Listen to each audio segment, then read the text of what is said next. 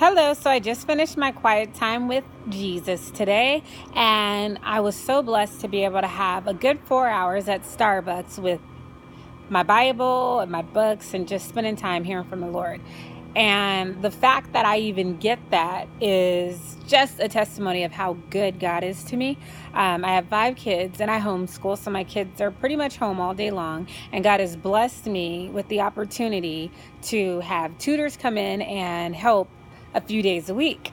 And so I get to sneak away and study the Word of God. Sometimes I can do it at home, but sometimes it's nice to be away from everything. And so, I am really blessed also to know a lot of talented people.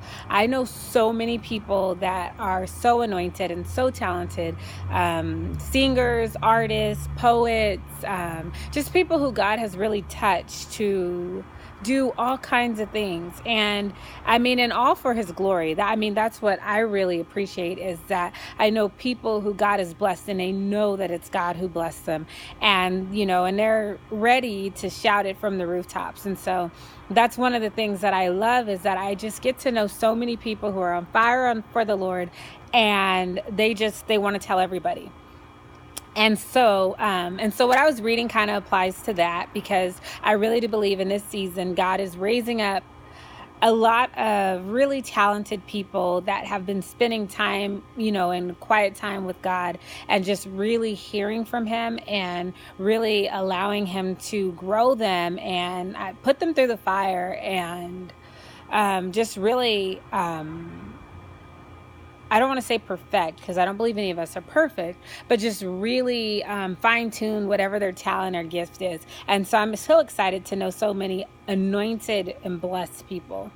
Well, so I was reading this and I was just thinking of that. One thing I noticed, so I'm reading Genesis, and I was reading the story of Joseph, and I got to this part where this really stuck out to me, and I think that it's something that, God wanted me to share or make a video of, so I wanted to do that. So I'm in Genesis 41.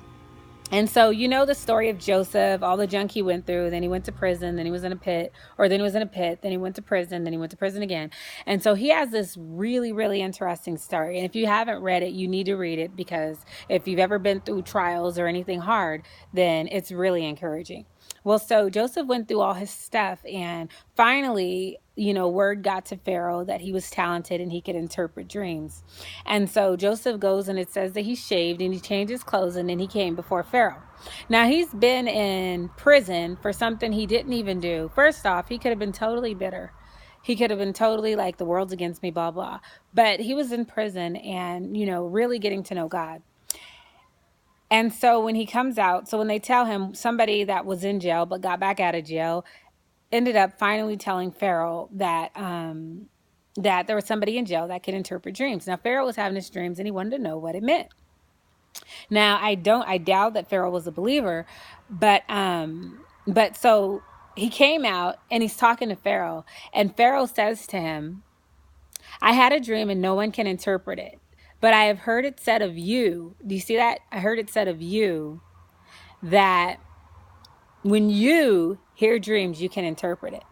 Now, Joseph could have totally went all, oh yeah, I can interpret dreams. I'm awesome. God, and totally just pumped his own, pumped his, promoted himself and talked about how awesome he is. But what did Joseph do?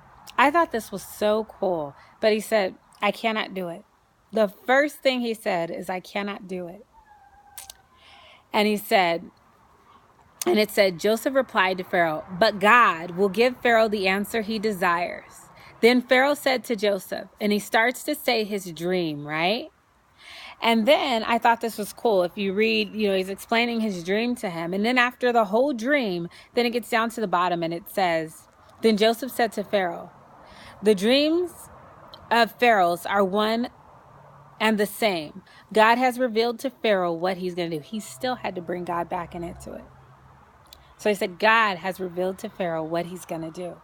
And so it's very awesome that he started at the top. I cannot do it. He's let him know he cannot do it in his strength. This is not something that he has. It's not, how amazing he is, how gifted he is, but he takes it back. It's God. And then he did it again. The first thing he did, but then he said it again. Then it goes down further, and he's talking about the dream for a little bit. And then he says, "It is just as I said to Pharaoh. God has shown Pharaoh what he is about to do." Isn't that awesome? So 3 times so far, because he says it a whole lot more times, but he goes back to God. It's not about him. It's not about his gift. It's not about his talent. It's not about how many times he prayed. It's not about how close he is to God. It's all about God. Then it goes on, and that last one was 28. But then you go down some, and it said, "The reason the dream was given to Pharaoh in 2 forms is that the matter has been firmly decided by God, and God will do it soon." Still God and God. And that was 32. And so after all that, he's made it very clear that it is not him who has this gift of interpreting dreams or anything. It is all God. And I thought that was pretty awesome. And why I think it's pretty awesome is nowadays I notice so many people who God has blessed, he's anointed, he's gifted. And in the beginning, everybody talks about God. And I can kind of understand that, because I think when you don't know how to do something, and you really know that it's God, because you know it's so far out of yourself that you know it's God. But I think as we learn more, as we get more talented, as we whatever, then we start to think that, oh, it's because I'm so smart, or I know how to do this, or whatever. But we notice that Joseph right here, he is God, God, God, God, God. It's not me, it's God. I cannot do this. And then it looked on to later, and this was something that I thought was really, really cool. So Pharaoh could have very well been like, oh, yeah. You have sometimes people listen to you and they're like, they kind of just change it around and say something else. Pharaoh could have very well been like, yeah, that was totally, you, blah, blah, blah. But Pharaoh, when we start repping God and just, talking about how it was God, other people do it too. Because look at what Pharaoh says down here. It says, this is in 38. So Genesis 31 and 38. It says, "So Pharaoh asked them, 'Can we find anyone like this man, one in whom is the Spirit of God?' Then Pharaoh said to Joseph, 'Since God has made all this known to you, there was no one so discerning as wise as you.'" I love that. Don't you love that? He totally went back and was like, God. So first Joseph started it, and Joseph could have totally, omitted God. I know so many people that I followed, and I followed for a long course of time. And in the very beginning, it was all about God. But now you hear them and they're like, I learned this and I know this and da. And, they're trying to write books and they want to like make it so it's for the public. But Pharaoh was not a believer. But he was not a believer. But Joseph did not remove God from it just because Pharaoh wasn't a believer. And so I say all this, and what I feel like God is really speaking to me is, don't remove God from your testimony or your gifts or any of it just because you're talking to somebody that's not a believer. I was at Starbucks not too long ago, and I met this girl, and she was telling me she was getting tormented in her sleep, and she's having sleep paralysis and nightmares and all that stuff. And I was sharing my experience. And so I was telling her, what I did and what I had been told to do, and that was to call out the name of Jesus. And so she's like, oh, okay. So she's like, so I can just call out anything positive, like anything good, and any positive thought or anything good. And I was like, no, it has to be Jesus.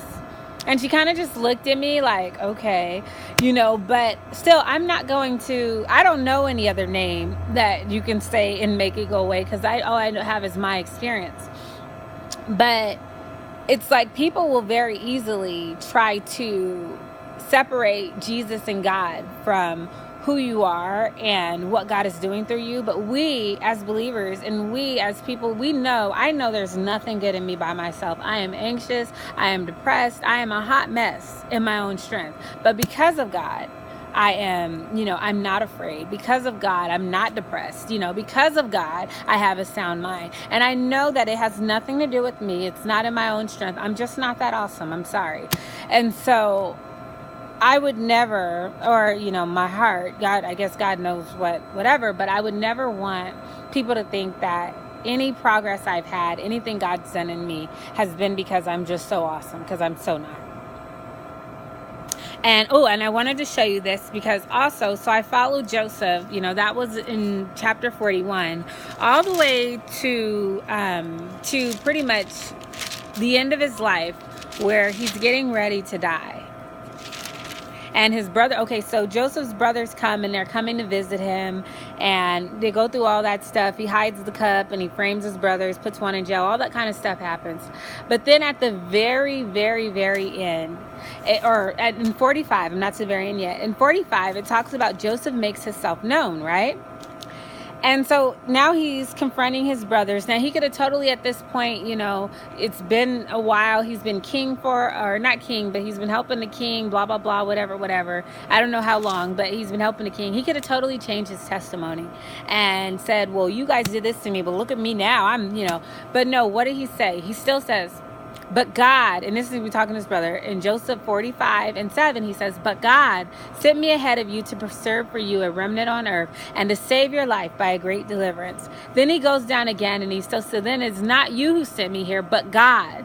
And then you go down a little more to 9, and it says, now hurry back to my father and say to him, this is what your son Joseph says, God has made me Lord of all Egypt. He never pulled God out of the equation. He never tried to clean it up to talk to people who didn't know God. It was very apparent that everything that happened with Joseph was because of God.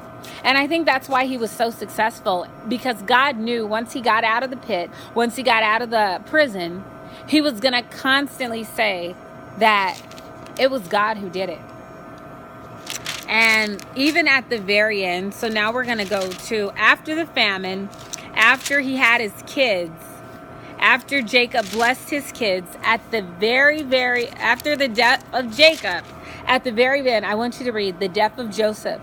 And it says, then Joseph said to his brothers, I am about to die, but God will surely come to your aid and take you up out of this land to the land promised on an oath of Abraham, Isaac, and Jacob. And Joseph made the Israelites swear an oath and said, God will surely come to your aid. Then you must carry my bones up out of this place. So this man, Joseph, was repping God, was giving all credit to God, was saying God was going to do stuff even as he's about to die. And that's so powerful to me, because it is really it's a big deal for us not to forget, no matter what God does with us. If we become a big worship dancer, a worship singer, a poet, we run a agency helping people, it is so important that we never forget that it was God.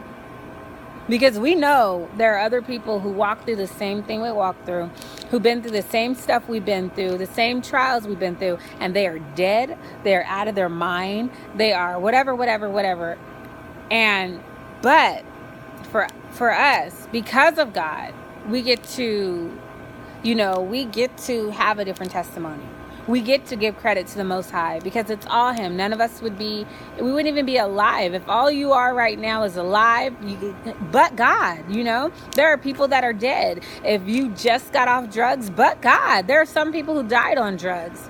If you are poor, but God, there are some people who are poor and they're not even eating, but if you're alive and you can watch this video, but God. And so I say all that to say that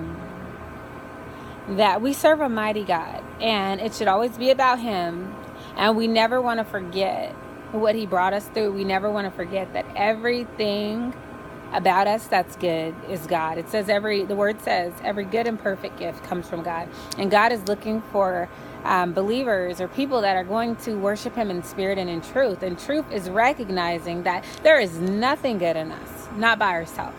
Alrighty, well, that is it. Thank you for listening, and have a blessed day. Bye-bye.